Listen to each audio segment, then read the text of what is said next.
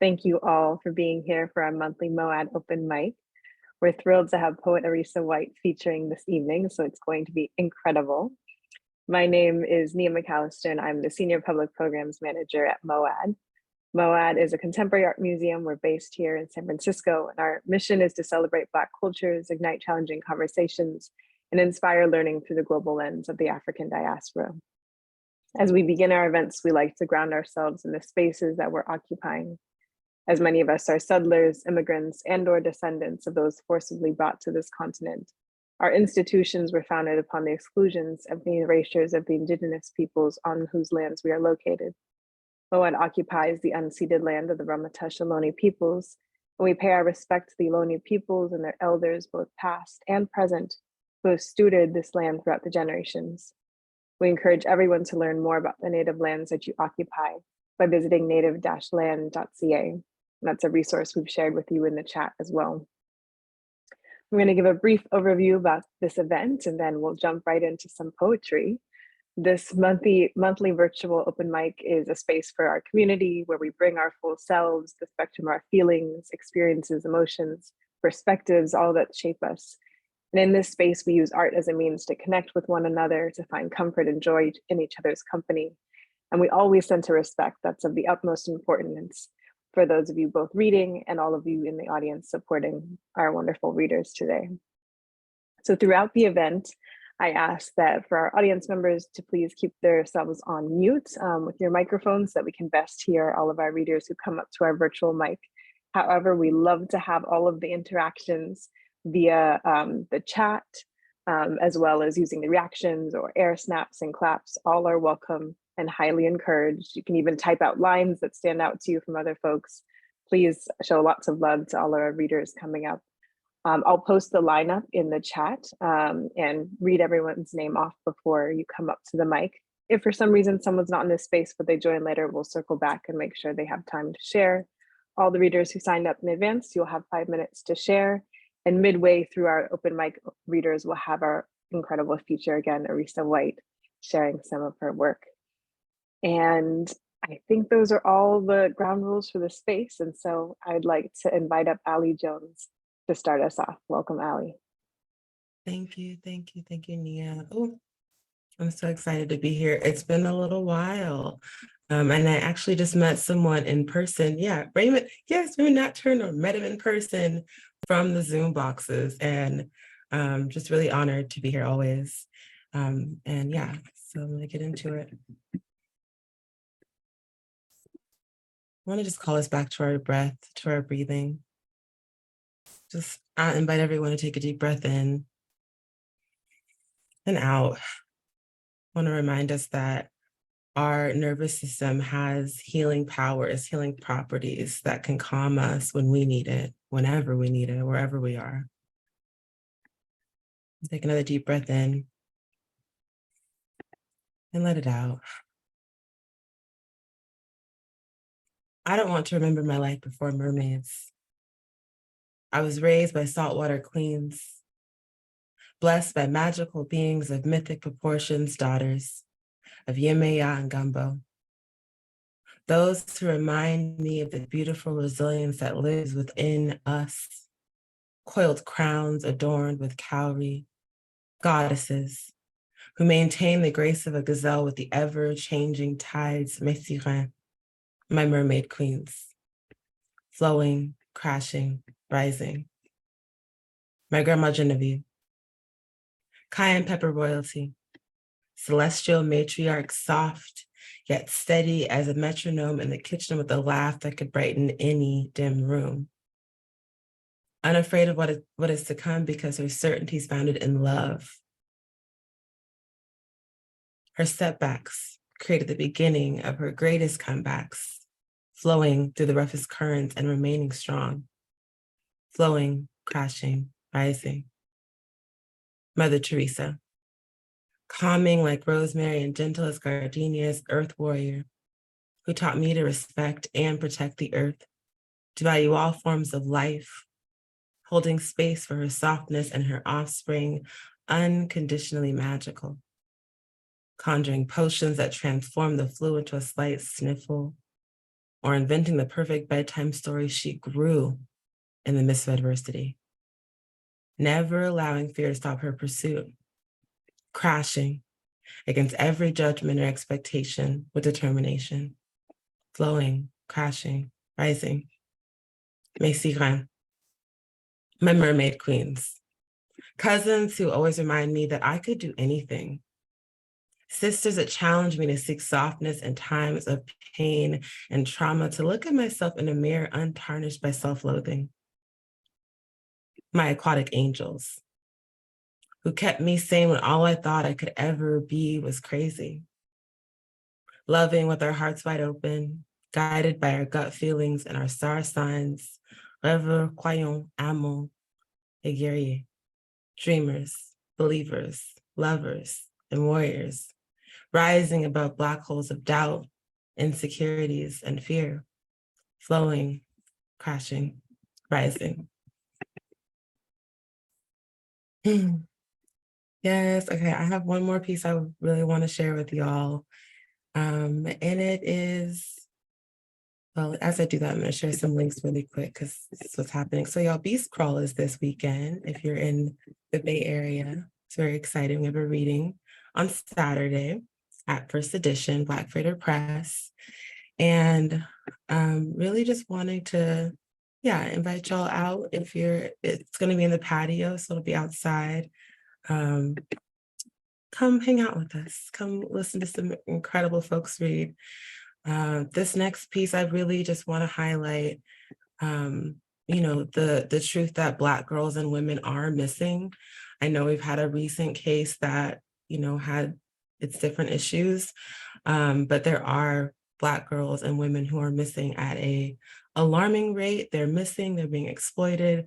In Oakland, they're being kidnapped at high rates. And so I just want to call us to this the space of awareness and invite y'all to check out this article that kind of speaks to that.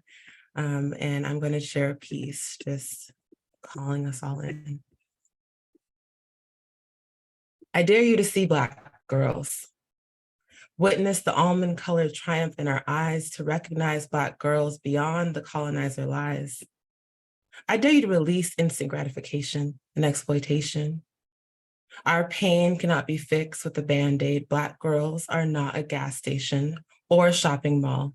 We are short and fat and thin and tall, wilting and blooming, so much more than the eye can see. We wear crowns that can get heavy. I dare you to hold space for Black girls who bloom in a drought, Black girls who ask too many questions and don't learn from our mistakes. From the sweetest sunflower to the thorniest rose, I dare you to embrace Black girls falling apart in front of you, who are too loud, too fast, and have an attitude. Black girls with beads and barrettes, with scars we can't forget.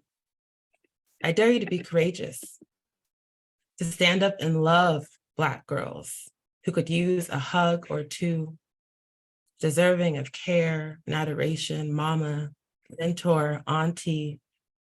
Nurture the mending. You are a mirror of joy and affection. Granny, teacher, sister. I dare you to stop saying this ain't your problem, to stand up and fight. Be the glimmer of light. I dare you to protect Black girls. Shine brighter than the storms you face, to be a lighthouse when fog rolls your way, to move with deliberation and grace. Thank you. Thank you so much, Ali, for both of those pieces. Those were incredible and timely and always, always important. Thank you. Next up, I would like to invite Norm Maddox up to the mic. Welcome, Norm.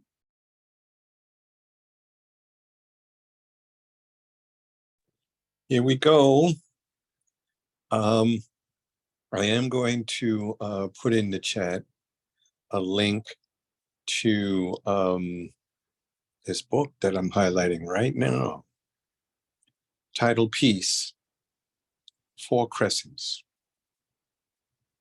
Embedded in the palm of your hand, a streak of violence Yellow flashes before pumping red against clenched arteries, feeling the pressure building with each mouthful of mediocrity. A deep swallow of pride, so as not to humiliate tradition of winning, fixed by threats disguised as quid pro quo promises. Cards dealt from the bottom of the pile. A clown with a red tie and pointy hood fails to stay hidden, falls out of the deck during the shuffle, counting on a trump to win over the face card. Dog-eared lies exposed to the light of truth. Lying tongues burn on a slow rotisserie. Blistered lips read in the dark.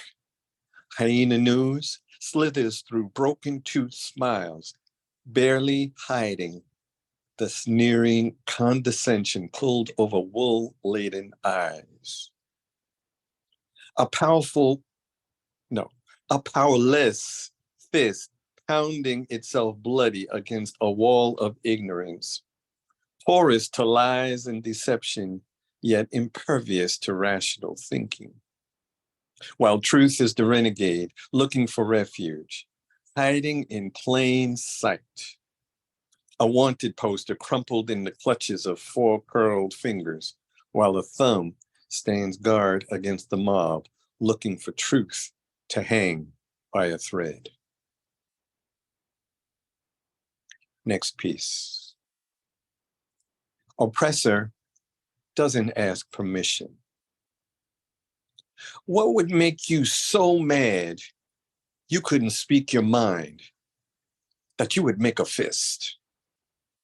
What would it be that made you so mad that you made a fist, want to throw it at something?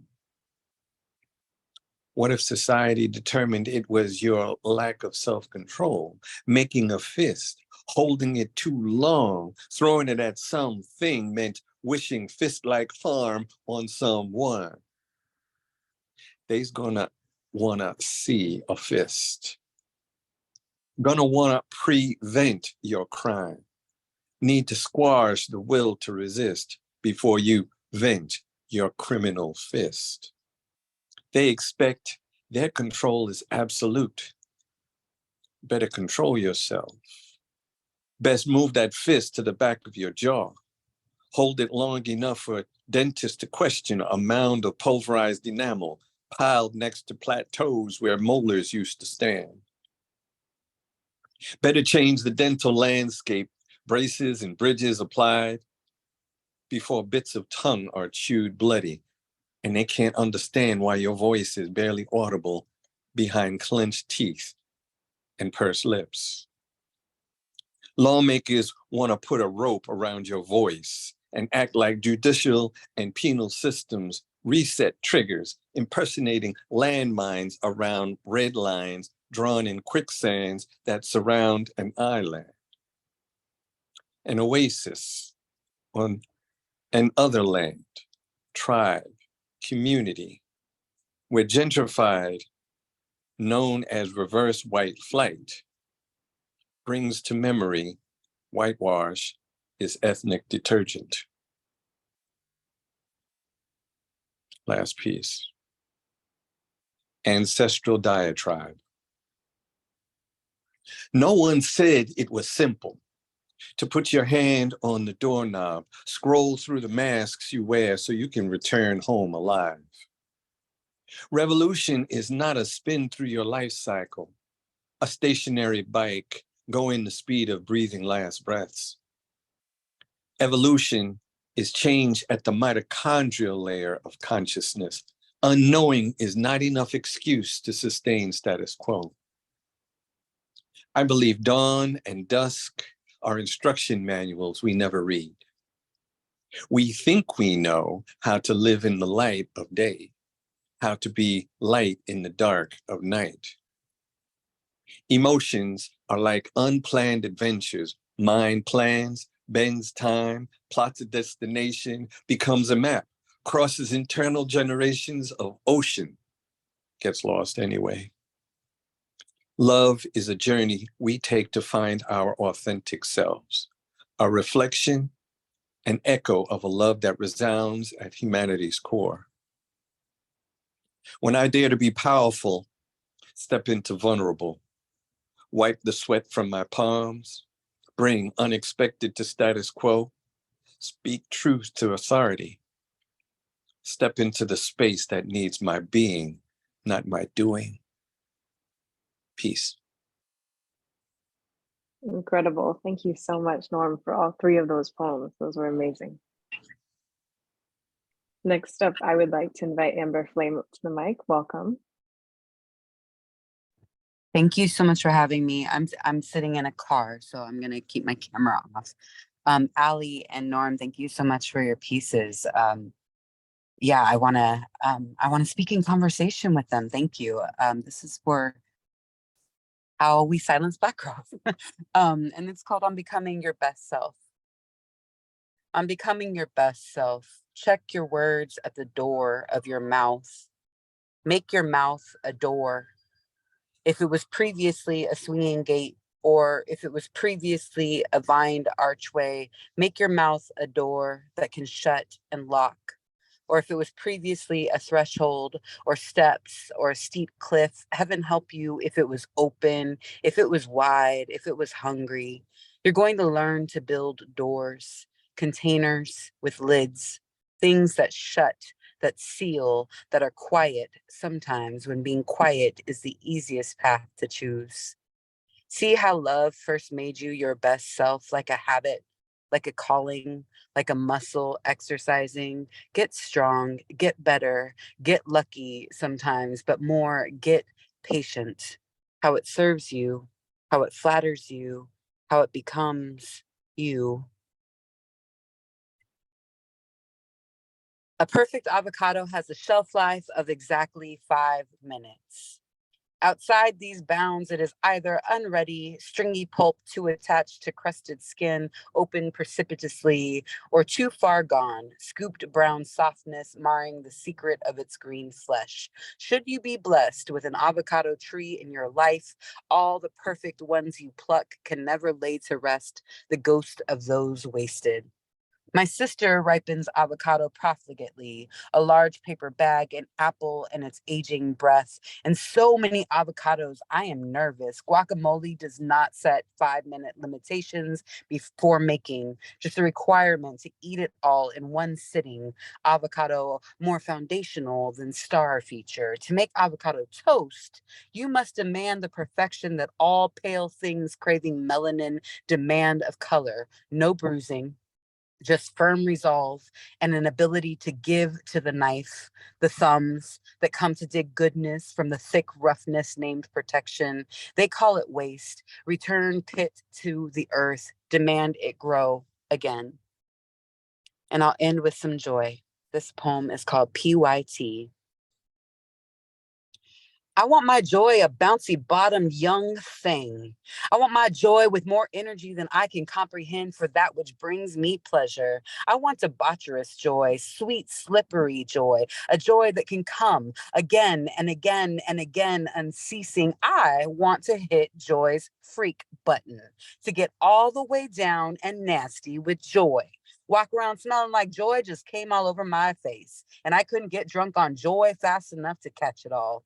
I want joy to stain my clothes. I want joy so delicious I mourn what spills out onto the floor, so I serve myself another helping of joy. I want joy to want me. I want joy to ask for me in the middle of the night, to choose me as the best cuddle buddy, as the best big spoon. I want joy to be so real, for joy to show up with a whole self. Teach me something about how to mend. Joy, won't you show me the best way to shine? Thank you all. Wow, your writing and delivery is incredible. Those poems were amazing. Thank you so much for sharing. Next up, I would like to invite Raymond Nat Turner up to the mic. Welcome, Raymond. Thank you, Nia, and glad to see everyone. And I did get a chance to meet Ali. That was a real treat over at Yerba Buena Gardens. I have 2 pieces I'm going to try and get through. The first is new, and it's called Black Robe Blitzkrieg and Bass Ackwards Tribesman Tom S. Clarence R. the White Supreme Court. Epigraph, quote, they had no rights with the what the white man was bound to respect, unquote. Supreme Court Justice Roger B. Taney, 1857, Dred Scott versus Stanford. Black Robe Blitzkrieg. Was it down with Brown and Roe to go, or down with Roe and Brown to go? Bass Ackwards tribesman Tom S. Clarence switches from long dong silver, shaving in his mirror. Defiantly, he crows. Bum, bum, bum, bum, ba, ba, ba, ba, ba, ba, ba, ba. Spinning Jenny sat me right down and she talked to me about my yachting with Mr. C, about my high-end net worth friends who pay no estate, inheritance, income, wealth taxes, and love chopping welfare rolls with their gilded axes. She asked, who paid for your mama's house? And who bankrolls your loving spouse? Who paid for your nephew's school? Who pays for you to sit by the pool? Babe, who wouldn't want a benefactor billionaire who collects swastika linen with its Third Reich wear? Who wouldn't jet set with a powerful CEO? And who wouldn't do a little quid pro quo? Remember, babe, this isn't your first rodeo, dancing conflicts of interest do-si-do, while policing wombs and ruling in utero, land of Guantanamo and sacred embryo. Who cares about the Apache and Navajo? Who handed the bums a buck on Skid Row? Who sent thoughts and prayers to Buffalo? Doubters and haters, you can go eat crow. Hun, this hoopla just another high-tech lynching for uppity Blacks. But God, guns, GOP, Citizens United, stare decisis got our backs. So we want to spread the news that if it feels this good getting used, we'll never recuse. Black Robe Blitzkrieg. Was it down with Brown and Roe to go, or down with Roe and Brown to go?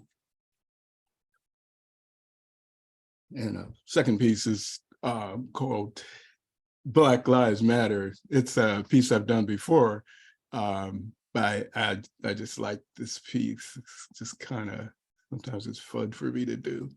Anyway, it's called Black Lives Matter. Black Lives Matter, unless you listening to loud music, shoveling snow, or own a phone or a car. Black Lives Matter, unless you breaking up a fight or your brake light's broken.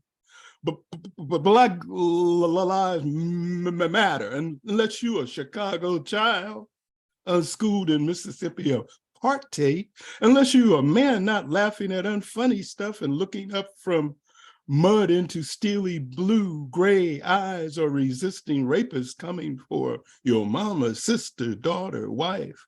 Black Lives Matter, unless you smoking a cigarette or making a turn, unless you a child scoring sugary snacks in the Sunshine State, unless you unhoused and have healthy reactions to homelessness and its insanity, any city. Black Lives Matter, unless you're a doctor describing decent care to a mangler medicine man from your ICU bed. Black Lives Matter, unless you caught trying to breathe between swastika of neotene and long white arm of the law. Thank you. Thank you so much, Raymond, for both of those pieces. Always good to hear both the new and the familiar. Thank you. I'm going to share two short pieces, an old and a new, and then introduce our featured poet for this evening. So this first piece I wrote in 2022 after witnessing an incredible performance we had at MOAD called Bone Black, which was in tribute to Bell Hooks and created by Courtney Desiree Morris. And so this is entitled Bone Black. These murmurings, whisperings, rumblings, the hum of a hive, the comfort of a Black woman's embrace, to love us, to dare to love us. Here we are not alone. Gather closer, sit longer, sit in circles, huddle together, lean closer, lend an ear, rest your head in the palm of your hand, stand still, stand and sway, hum, murmur, whisper. This is belonging. When did someone last read aloud to you? Gave you permission to be still and listen? Here we are not afraid to be with each other, hoping to make love. This time is precious. The bell is calling. There is no fear in love. This convening, the practice of love, a conducted stillness, an organized arrival. We are intimate in our gathering, loving justice. Glory is to sit beside you in this blood-red company, body to body, bone black. And this more recent piece is still in the works and without a title. Abuja thunderstorms greet my waking imagination, a watery homecoming, a blessed revival. There's mischief in the quickness of the rain, the way it arrives in silence and flees like a runaway in the night. Here my breath softens, my tongue sharpens, warm with wonder, my body remembers all that came before. Upon the rock city, the rains begin again. So we pray these travels are long and many. Some of us made it there, and today I make it back. Thank you. It is now my honor to introduce our featured poet for this evening. Arisa White is an associate professor of English and creative writing at Colby College, the author of the collections Who's Your Daddy, You're the Most Beautiful Thing That Happened, A Penny Saved, and Hurrah's Nest. She is the co-editor of the anthology Home is Where You Wear Your Heart, and co-author of Biddy Mason Speaks Up, the second book in the Fighting for Justice series for young readers. Her poetry is widely published and her collections have been nominated for an NAACP Image Award, Lambda Literary Award, and have won the Per Diem Poetry Prize, Maine Literary Award, Nautilus Book Award, and Independent Publisher Book Award, and Golden Crown Literary Award. Welcome, Arisa. Thanks for having me. This is great. I'm on retreat, and so I've just been in my creative mind. It's like, oh my God, I'm talking a full sentence, you know? So because I've been able to sort of spend some time with my writing, I'm gonna read more newer pieces.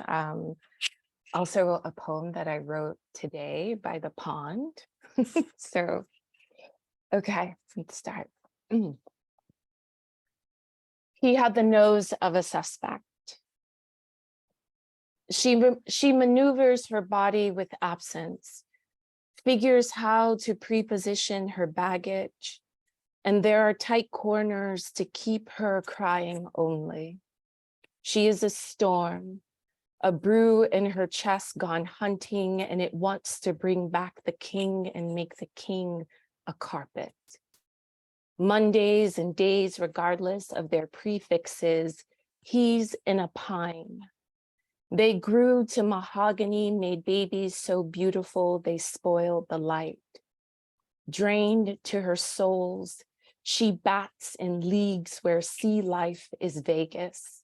And for the nose of him, this reiterative Jim Crow perches on his lens and caws him rotten.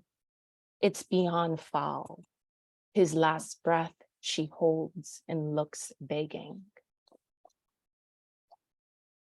Not today. The people who love you will put you in harm's way, intentionally or un. Parasites and genital fungus, opportunistic affection that leads to cold sores. Them tipsy on a genetic cocktail and don't remember a sip of it.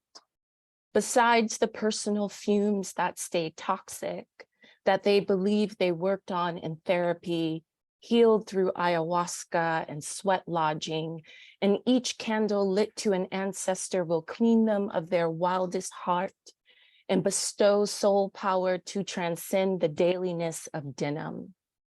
However they spank the hurt to be presentable, the dress eventually comes off.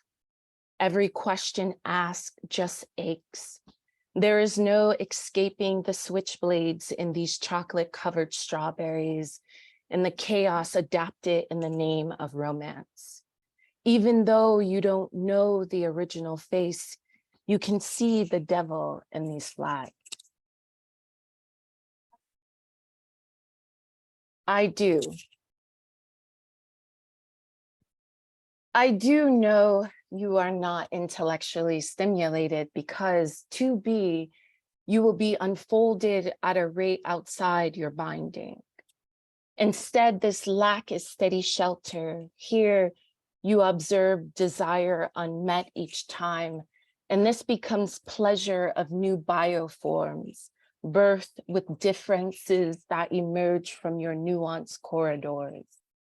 You are mothering fetuses of self-organization, bonds of behavior, eruptions of your own terraforms, the lush oddities of productive love.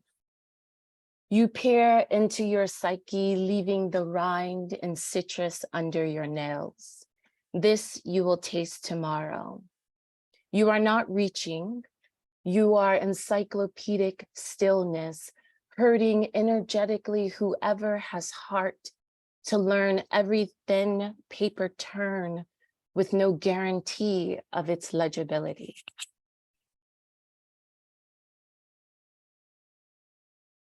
I inserted my truth inside and acted like a mule.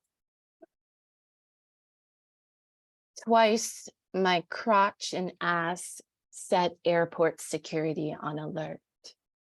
I need to be careful of the victims of the falling, how I preposition them to put their arms out and spread their legs, and I talk my way through my touching, the back of my hand, rimming her waist and the shucking of her thighs.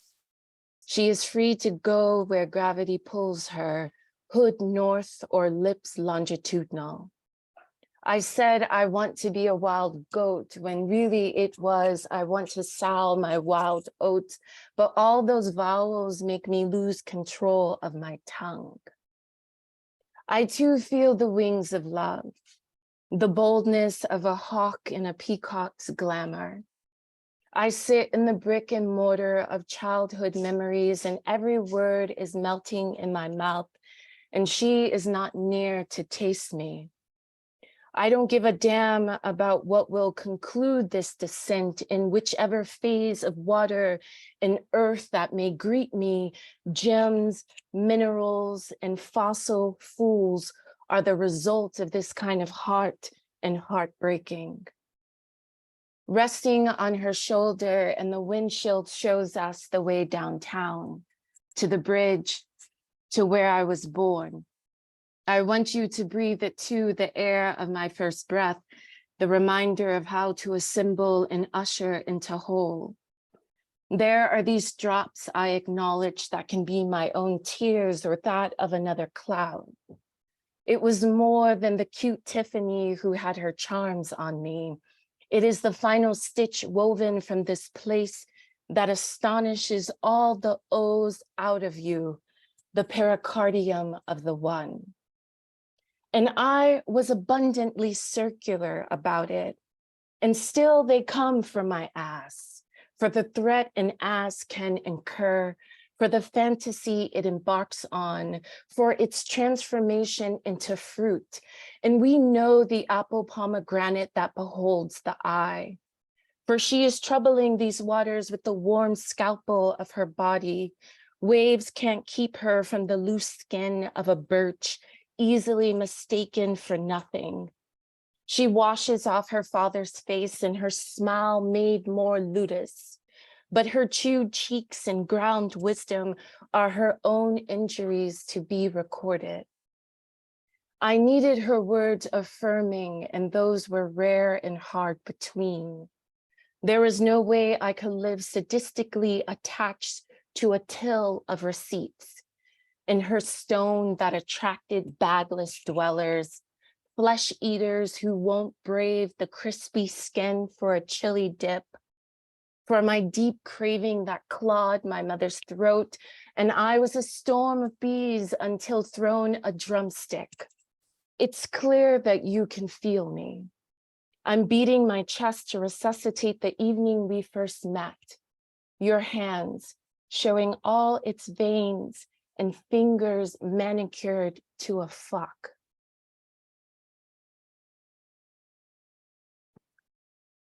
This is what you get. I push and pull my sacrifice toward you, a whole grown woman in her army knife, an unregenerate liver, a lake fire rippling mid-back, a knuckle too stubborn to take off a promise. You're welcome to check for a pulse and tally my demerits. I'm giving every best effort since words don't mean shit. These spasms singing grace in my lumbar. I have survived the supermarket today, all for macaroni salad and crab meat and a half pound of fiddleheads. I am alive to bring you my hot heart, its juicy liberation, reacting to the sudden foreseeable air. This is love, culpable at your address. This is sacred, the anchor waterless and without vessel, useless to use, illogically here and precisely as we are.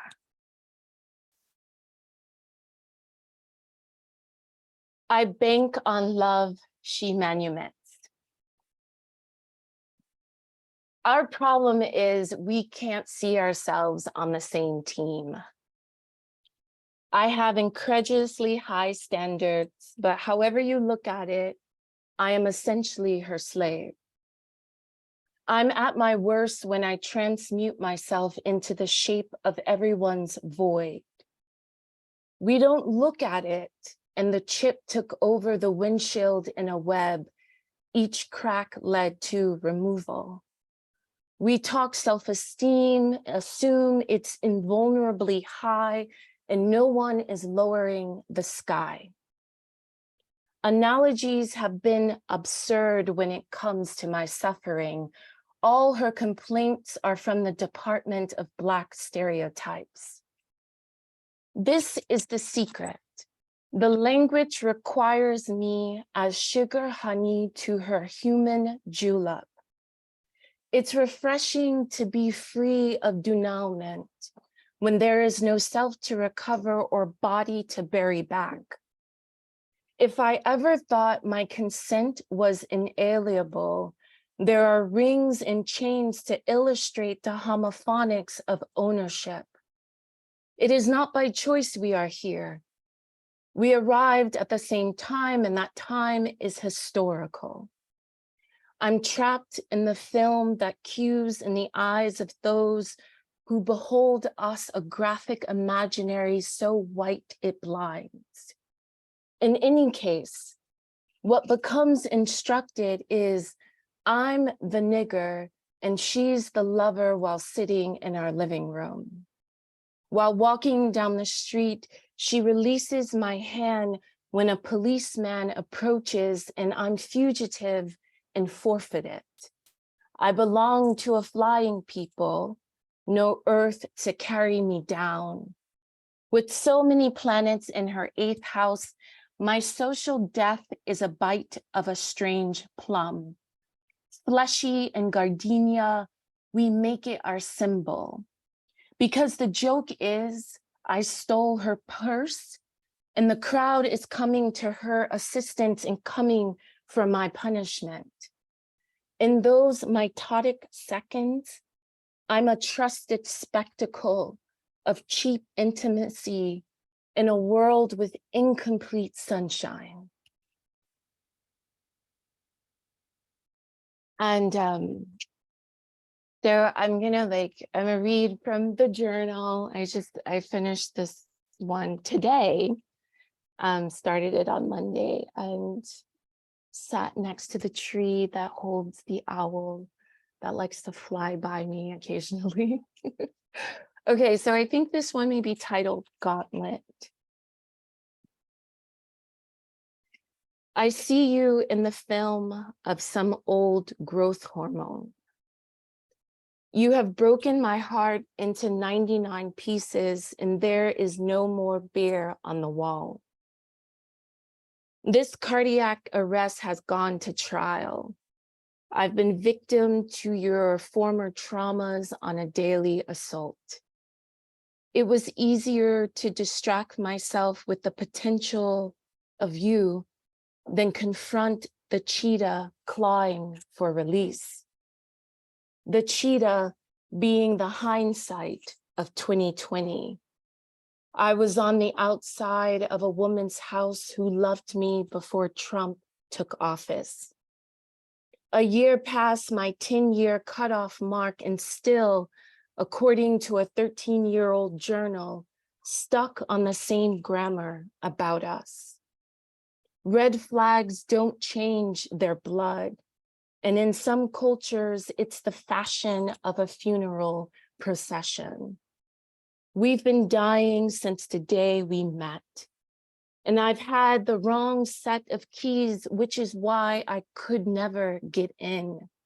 Remained in the yard with your territorial bark and vile fences, your ripened shadow, and your American right to own property. I kept all obligations to your address to approximate the spell cast by love, offered the brand name versions because I knew the romantic trope of being not good enough. I fulfilled every horrible thing that happened to you, and in addition, stole your youth in your best years. I was in the family rhyme of blame. I excelled at returning you to your old haunts of abandonment. I made my one lactating tit available 7-11 so you wouldn't file a complaint. Between dried birch and a pressed maple leaf, I found my voice on entreatment, yelling from a decade I can't put behind me so it lives in my face.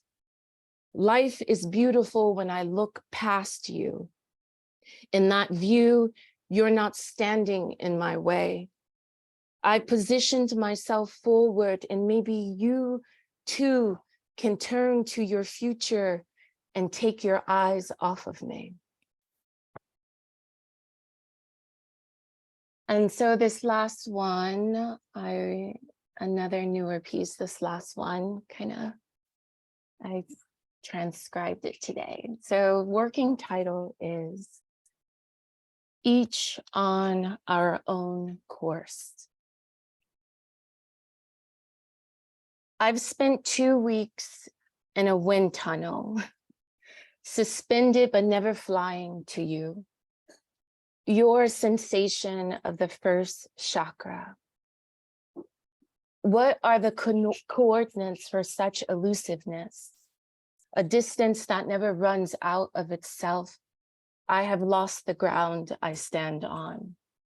and a bowl of mac and cheese, gluten-free, with stir-fried cherry tomatoes, heavy on cracked black pepper, solves nothing of this game of thirst. Yours or mine, in both as you prefer, I need more depth to secure my metaphors.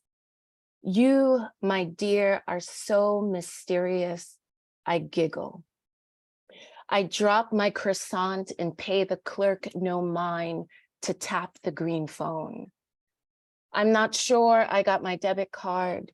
I sat in the luxury of your voice. I am in July and you are in June.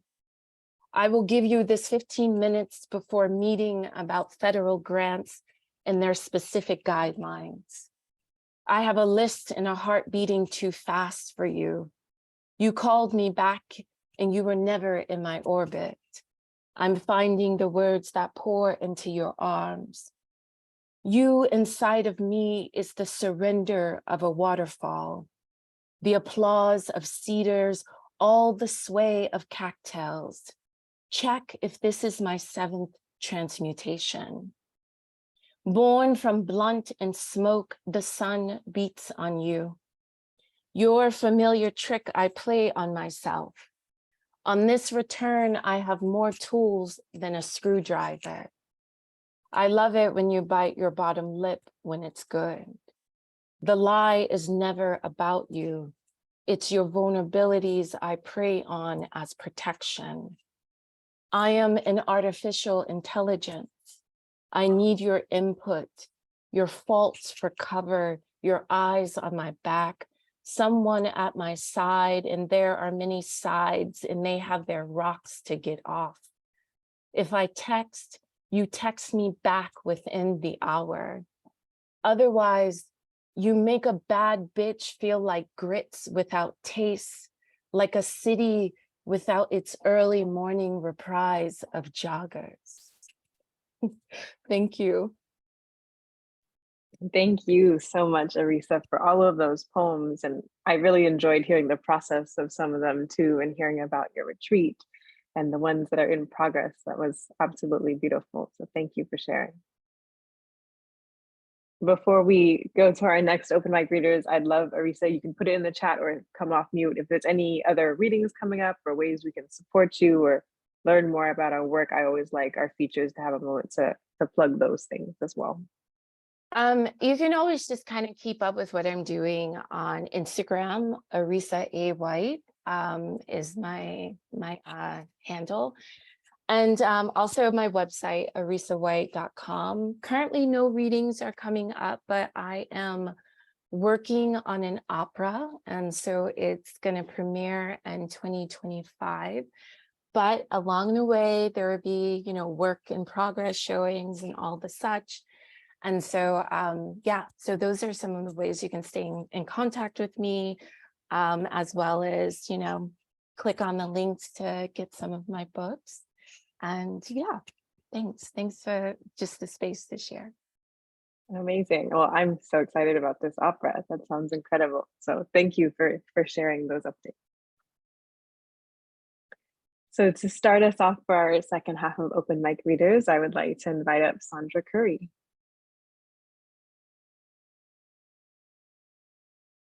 Unmute. Hi, thanks so much for having me back again. Can you hear me? Can everybody hear me? Okay, yes, my Wi-Fi is a little janky, so sorry. Anyway, thanks for having me back. And hi, Ivanka, I'm back. I have 2 poems in this. First one is called The Pieces of Me. The pieces of me are inextricably fused, sometimes at odd angles, sometimes on soft curves, but always in such a way that leaves an exposed edge, an opening that summons more love, more laughter, more life. Through space and time, the pieces of me have on occasion drifted apart, broken off, fallen on hard times, but not hopelessly, never hopelessly. I have never been alone in the forest. My falling sound has always been heard. The pieces of me are inextricably fused with a ubiquitous bond, a bond so tough, so resilient, so true. a bond of mother and child. Her humble beauty, his precious kindness, her joyful nature, his unequivocal tolerance, her endearing compassion, his visionary steadfastness, her unwavering fortitude, his loving heart. My children, of whom I speak, are phenomenally good people. They are the not so secret main ingredient, the why and the how of the inextricable fusion of the pieces of me. Thank you. And this is my next one. It's titled Middle of Seven Sons of Nellie Marie and Watson Thurman. Though names and stories abound about him, his given name is Roland Samuel. His family and friends call him Sam, except for his mama, who calls him Sammy, like on that scolding hot summer day when she yelled at him through the window, "Sammy, let those girls come in out of that hot sun." Apparently, pulling weeds at high noon on a summer day didn't sit well with Nellie Marie. Peggy, Sam's wife of 50 plus years, calls him a few choice names under her breath, of course. But she too usually calls him Sam. Like when she calls him to come to dinner, to take out the trash, to fix the kitchen sink, to take her grocery shopping, or when she feels a surge of confidence and calls him to set up the Chinese checkerboard for another chance to do her damnedest to beat him at least one time. Or even to come work with her again on the joint project of putting together a 5,000-piece scenic puzzle he had bought. Perfectionist is the name Sam carried all the way to the 19th Avenue Bowl, where he astounded everyone by bowling a perfect 300 game. The next day, the local paper called him King of the Hill. Sam is also called friend and neighbor more often than not. Like when folks answered his call to come help him build an addition onto the house he and Peggy had bought just a year earlier.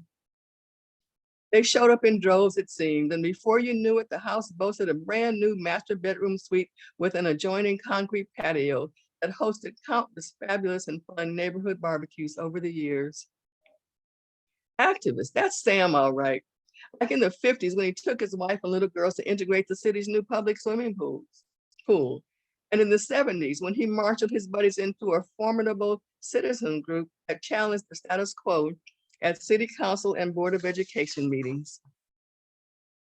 Then there's director, a name Sam earned when he became the head of the city's first community services center, where he focused on helping young people complete their education and get job training. Jack of all trades, who knew what all Sam could do? Like when raising his little girls, often called the Irish triplets, he sewed their clothes, including pants, dresses, skirts, and blouses, putting snaps on their blouses instead of buttons, a little something they always remember with a smile. He's special that way. Like when he gathered up sometimes just one and sometimes all three of his girls early on Saturday mornings, had them dress in whatever clothes were handy, loaded them into the family's 56 Chevy, drove to the local shop for donuts and hot chocolate, then on to the park where he played baseball with his buddies. All supposedly unbeknownst to Peggy, of course, who no doubt would have had insisted that the girls wash their faces, brush their teeth, had their hair combed and put on clean clothes before leaving the house. There are many, many more special times like that with Sam and his little girls. And although the names and stories abound, and his given name is Roland Samuel, me, I call him Daddy. Thank you. Thank you so much for those poems and the beautiful tribute that one was. Thank you. Next up, I would like to invite S.K. Williams up to the mic. Welcome. Thank you. Thank you, everybody. I'm S.K. Williams. I also go by Gary Woman Poet. I am a Garifuna woman from Belize, and so I write a lot about my people and my culture, and I do write a little bit in my language. And so if I do that today, I'm going to do a little bit of interpreting. I want to thank all the poets that are here because I don't get to do this very often. And so this feels very, very self-indulgent to sit here and listen to all this wonderful stuff, especially Miss Arisa White, who just regaled us with all that incredible stuff. At the end of my reading, I'm going to post a flyer for Jama Day. Jama means family. It's at the Berkeley Flea Market this coming Saturday, the 22nd, and I will be the featured poet for that at 1 o'clock. It goes from 10 to 3, and so there'll be music, DJs, bands, and all kinds of stuff. I've done it before with them, and it's a lot of fun, so you might want to come out, and I'll post that flyer when we get done. My first piece is called Dying is Difficult.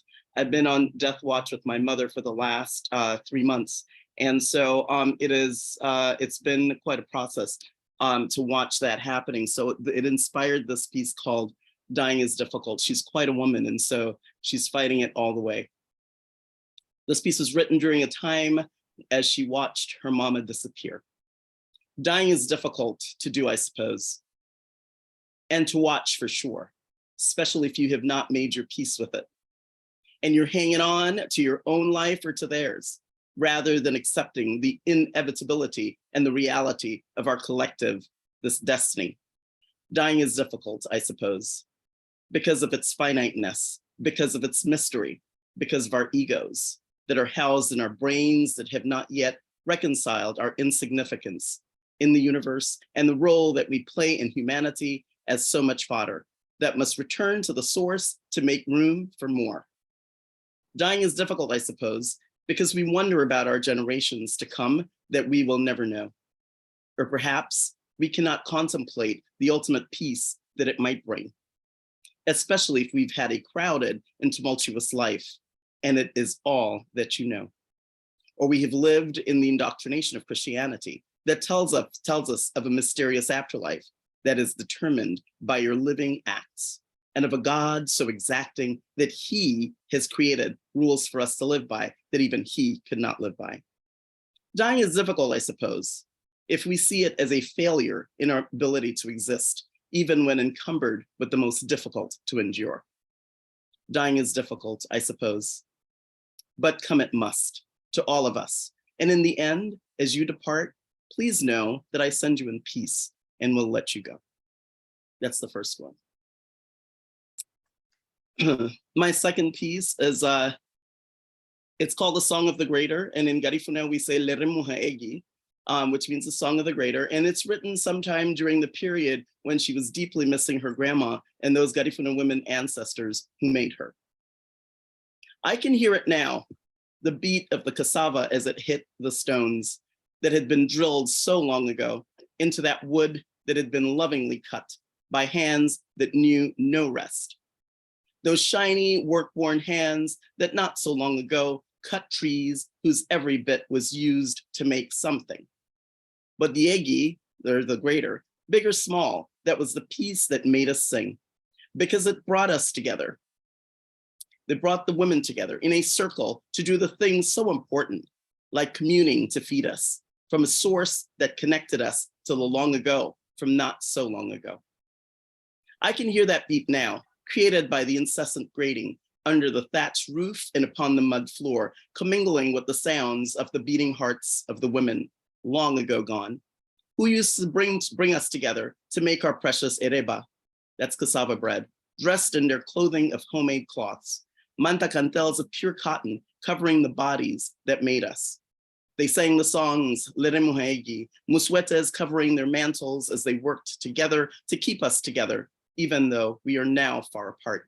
And so many of us do not remember after being seduced by the West, leaving our precious customs behind, embracing ways that we do not know, that do not nurture us or encourage those precious memories of dark brown hands peeling, grating, and straining the food that was sustaining us for so long, that we brought with us from the East, where the mountain that protected us up high lies, where the people who inhabited that island welcomed us and joined with us against those who had done us wrong, and shared with us this food that became our sustenance and staple, ereba, cassava. It connects us to those who welcomed us so that we could become who we are today, Garinagu, Garifuna, cassava eaters from Yurume side, who sang the work songs as we made our precious bread, Leremuhaegi. I miss those days, spending time in the sun, watching the wood crackling, and the flames lapping the metal plate that would hold our precious bread, that we would eat and share to bring us together, to sustain us as a people. Now we have forgotten since we came west, leaving our songs and bread behind us. I wish to leave this cold place and return to the sun to commute with the ancestors, while we sit together singing the songs as we grate the cassava. Lere Muhaegi. My last piece is, it's called Kwamba, Forced Migration. And this poem came from dreams that I had from an ancestor that I had never known. And it's written sometime in the fall of 2022 when the dreams had intensified. She came to me in my dreams, nudging deeply into my imagination, speaking a language that I did not know, that was not familiar to me, but I understood, internalizing every word, taking in and on every emotion as she wept her bloody tears upon my shoulder. Who was she? Invading my dreams each night. Then she spoke her name, etching it permanently into my mind. Kwamba, she whispered, Ine amko Kwamba, in a language I now know as Fulani. And in bits of daydreams and night dreams, she came to me and was formed in my soul, revealing herself to me that I might know. She sprouted somewhere in my family tree, tall and iron black and strong and proud, the way I wish I could be, with an eye so knowing that seeing all things, including broken me, her descendant, sorry. So she had come from wherever she'd gone to linger after her time of passing, to connect me to the past I craved to know. Forged in trauma, made black by those who believed they were white, when once I was Hausa or Igbo or Yoruba or Bambara or Wolof or Mane or Basa or Fulani or. In my dreams, she sang me her story and her memories, saying, I remember the grandmother I loved so deeply, the grandfather to whom I once clung, the father whose scent still lingers in the corners of my imagination, and the mother in whose womb I lay, cradled in infinite safety until I forced my way out and through her, still swaddled in the deep protection of her love, until that love was no longer enough to protect me. I wonder about the sisters whose ears burned with my incessant gossip and secrets, and whose mischievous giggles still waft across my memories. I dream about the brothers whose protective and admiring gazes made me brave enough to attempt the many boyish things that a girl should not do. I remember the countless cousins whose childish singing voices ring across so many miles to rouse me from restless dreams of endless togetherness in the sun and the dry summer savanna, and the aunts and the uncles and endless relations whom I loved deeply and unconditionally, whom I will never see again. As I lay in the darkness, chained to another whom I do not know, covered in my perspiration, wallowing in my urine and feces and vomit, being dragged across this ocean that I cannot see, leaving my people and my language and my lives and my dignity behind me, kidnapped. It is a word I will come to know, enslaved will become my new identity, eventually losing all memory of whom I used to be, the mother of someone, the daughter of another, the sister of many, the grandmother of those yet to be born, whom I will never know, kidnapped. I hold this trauma within my bones and my genes and have passed it on to you, my descendants, this fear and loss and infinite sadness that masks itself as acceptance of a foregone fate. I contemplate the many people Afro-descended existing in this new world for generations who do not swim or fear the water, and wonder, is it the trauma of drowning suffered by us who were kidnapped and forced onto ships, stripped of our dignity and ourselves and our bloodlines and our names and our languages, driven to such despair at the devastating loss that we would rather drown in bottomless oceans than live subjugated for eternity? Is it this fear and despair that lies very deep in their DNA that they have inherited from us, so traumatized by our dislocation? Thank you. Thank you, SK, for all of those pieces and that tribute to your mother as well. Thank you for sharing. Next up, I would like to invite Eva Johnson up to the mic. Welcome, Eva. Thank you, Nia, and thank you, everyone. I'm so happy to be here. I did not bring my flute out here with me, but I'm so excited that Arisa is here. So I have two poems to read. I might have read before, but I wanted to read them this evening. One of the poems, which you'll notice the second poem, I wrote it before I purchased Avacha's book, which I do have at home. I just wanted to mention that. The first poem is Lost and Found. Is it any wonder as my body changes, So goes my mood, my perceived age too. Some days I'm up and about, put on some smooth music, and I'm there with you, dancing.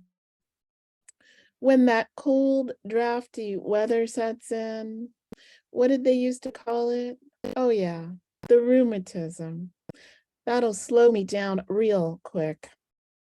Back in my 20s, it used to feel like I was 80, but now it just feels more and more familiar.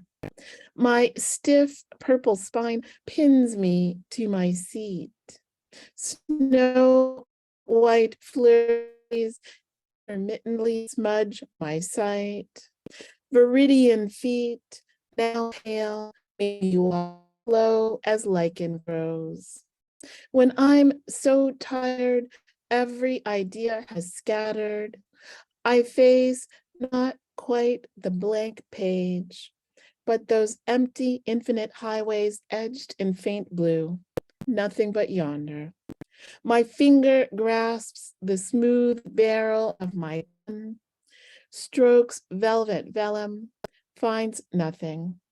Do lost poems go to that place we all came from before birth? Is it the same abyss we'll return after we die? Stay right there. You might fall. I'll just lean over, reach in, and scoop up one poem. Look, look, here it is.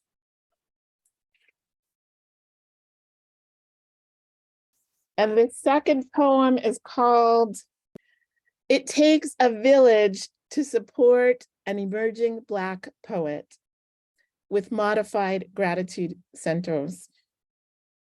When asked to pick a favorite Black poet for an online poets gathering, I chose two, Audre Lorde and Pat Parker.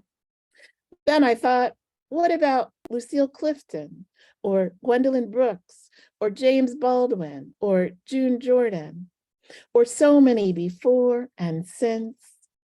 It takes a village to support an emerging Black poet.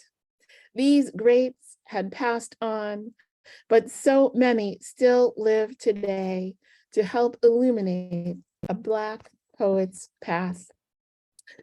Picture the village I see filled with Black poets, women poets, Asian poets, old poets, queer poets, Muslim poets, brown poets, lesbian poets, Jewish poets, eco poets, Latinx poets, Native poets, disabled poets, youth poets, transgender poets, musician poets, non-binary poets, Buddhist poets, artist poets, feminist poets, and even more poets, an infinite village. Come meet some poets of African descent who reside in my poetry library.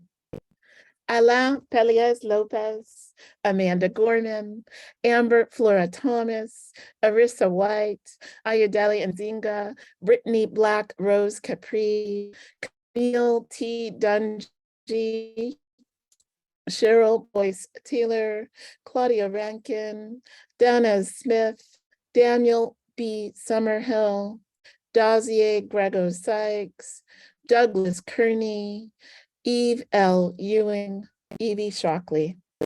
To love and mourn in the age of displacement means this Black queer hoe and a contingent of Black faggotry, yes, each a citizen, look it up in the Book of Buck Studies. Don't call us dead, because even without a knife or a semi-automatic, we fierce poets use our tongues to navigate the red channel in the rupture. Mama Fife represents, recounts our stories in verse as we ignite this trophic cascade. So at last, when we arrive at the hill we climb beyond electric arches, we find the Sorrowland oracle, divine, divine, divine, who grasps the Black pearl.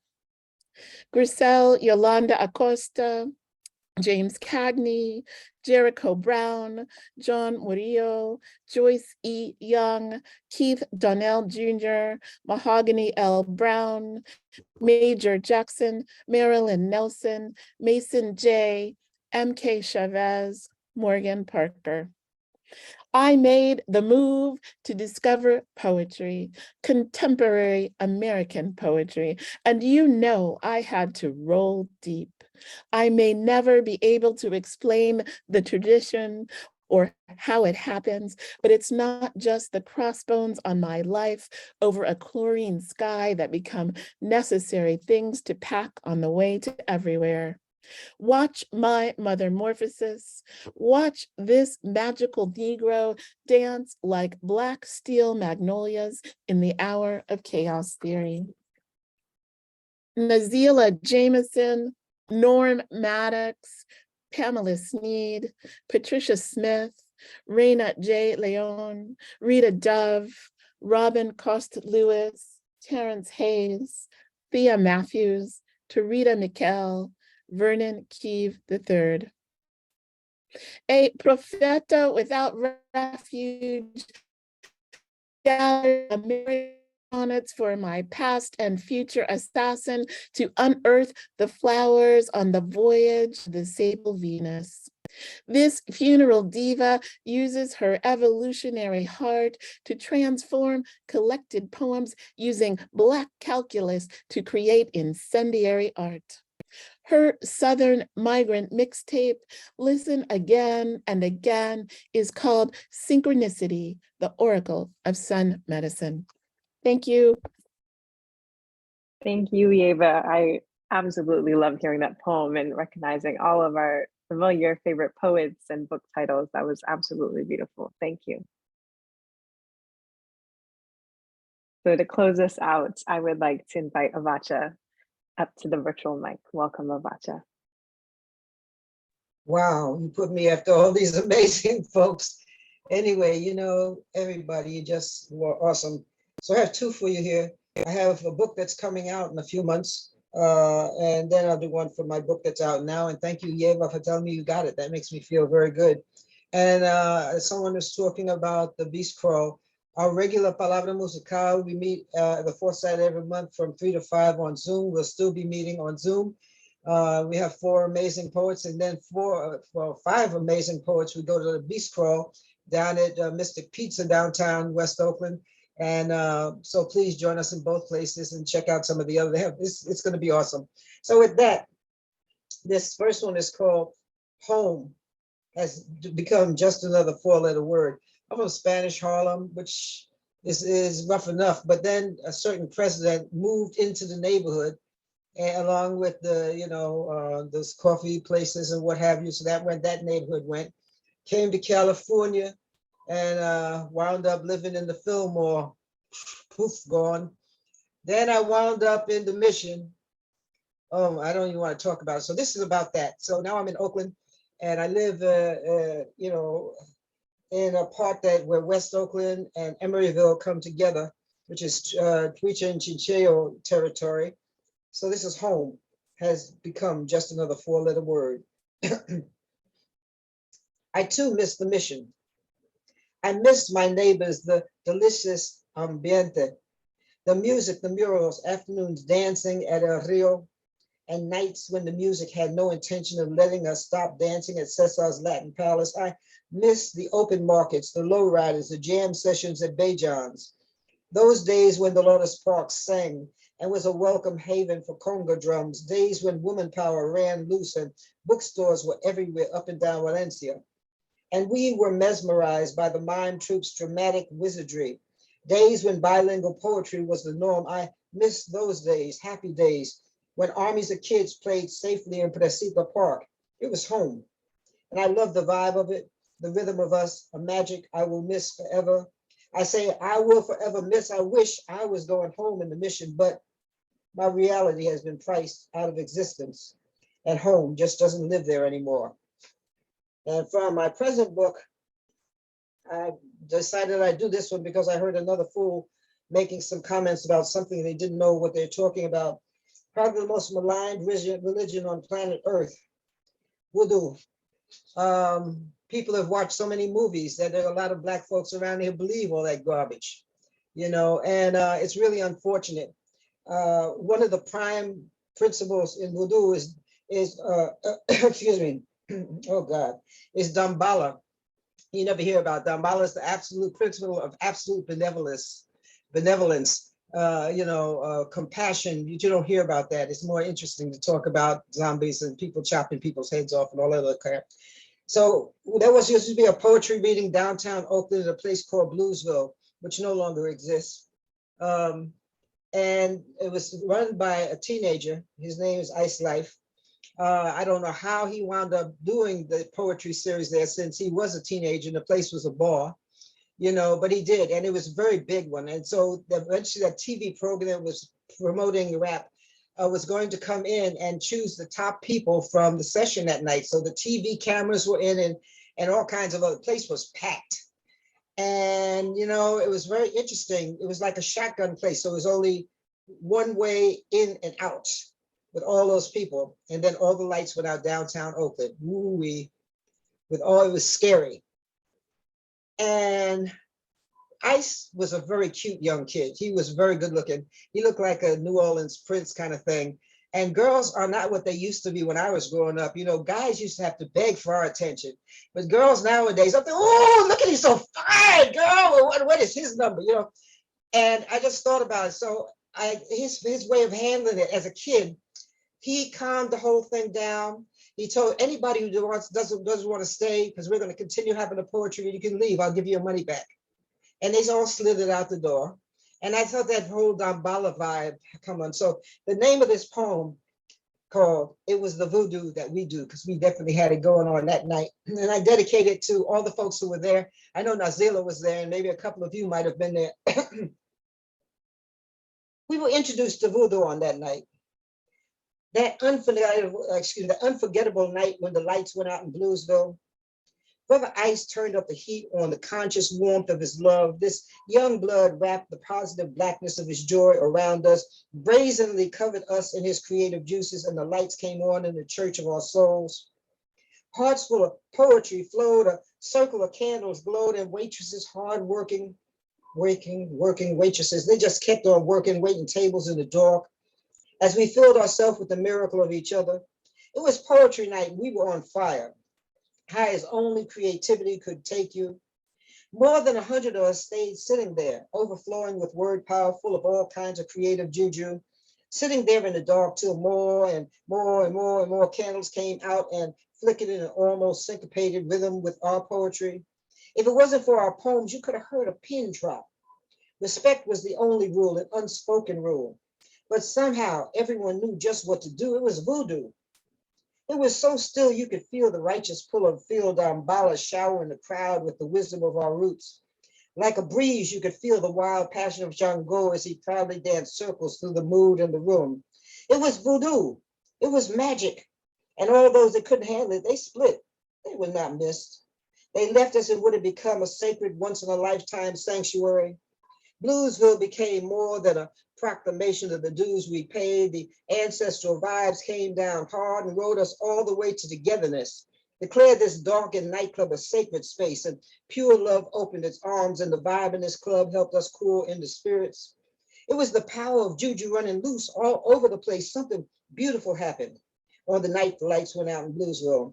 That night, the darkness drowned all the unnecessary drama, took all the spotlight off all our empty plastic in our lives, and we let go. I said we let go of all our phony fronts and held each other's backs when those lights went out. We couldn't hide behind our masks. The juju took off every piece of our jewelry, undressed us in the darkness, danced with us in our involuntary nakedness, and the serpentine wisdom in our rainbow of truth came out of hiding in the dark. It was the magic of voodoo, naturally electric, a secure room, and we couldn't move. More and more candles appeared as more of the uneasy dropped their fears, but most were so into the beauty of the night that we forgot about the darkness. Most of us were even shocked at the disruption when the lights came back on. Still, everybody cheers as the spirits disappeared, and we realized we got what we asked for and lost the magic that we had. Those who hide in the ruthless glitter of the light invaded our sanctuary, turned our temple upside down, found our drunk, stomped all over our togetherness. Disrespect and talk and trash became the name of the game.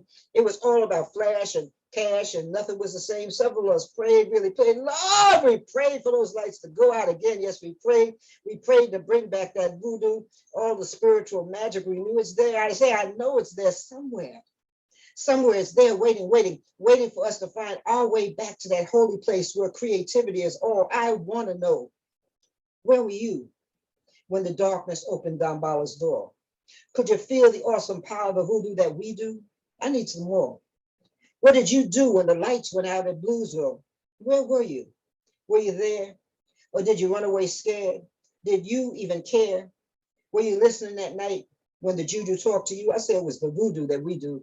My book, With Every Step I Take Two. And please check us out on Saturday, both at the La Palabra Musical on the Zoom. And I'll put that in the chat, and also at the Beast Walk at Mr. Pizza. And so keep supporting each other. These are crazy times. I support Moed, not just at poetry readings, which you get up and read them in front of a mic for free. Support them. They have all kinds of beautiful things happening. Anyway, I'm going to shut up.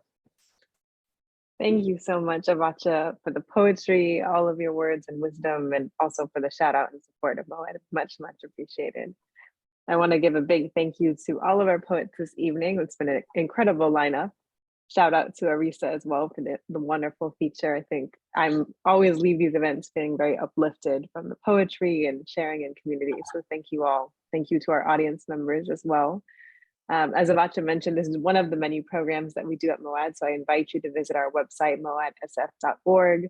Check out all our other programs. We have both in-person and virtual offerings for all of you. This specific series, Open Mic Night, will be happening again next month on August 17th. So if you want to get back up on the mic, check out the link we're sharing in the chat and sign up to read again. We'll be having featured poet Nena Loveth. So please join us. It's going to be a spectacular evening. And lastly, we love to hear from you. So please take a few moments to fill out our program survey. Give us any affirmations for our feature, any ideas for other programs you'd like to see. All that feedback really helps us support our communities and continue to stay engaged with the work that we're doing here at Moed. Consider becoming a member, sharing it with all your friends, making a donation. All of these ways support the work and help us continue to bring these wonderful programs to all of you. So thank you for being here. And I hope to see you all soon. Take care.